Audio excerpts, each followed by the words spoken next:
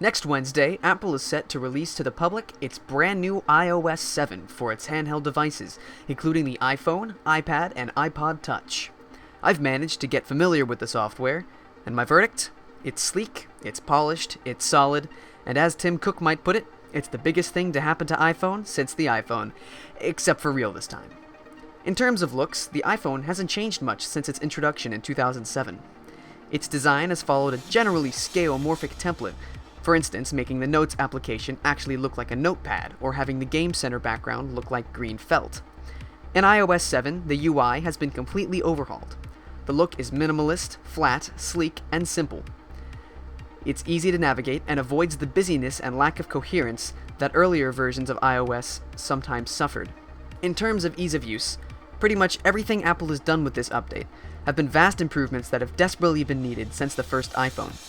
Similar to the Notification Center added in iOS 6, iOS 7 introduces a quickly accessible control panel, which is opened by sliding from the bottom of the screen.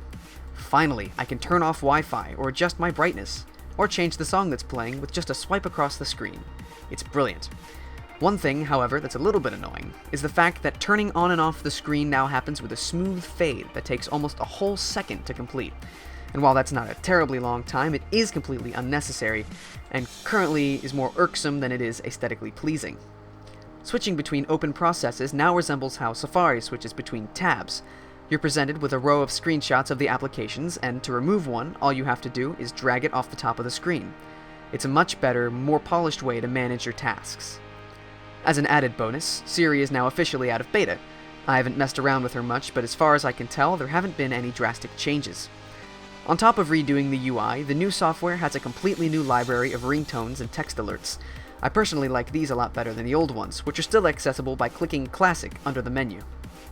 Overall, it seems like Apple put a lot of thought into this update.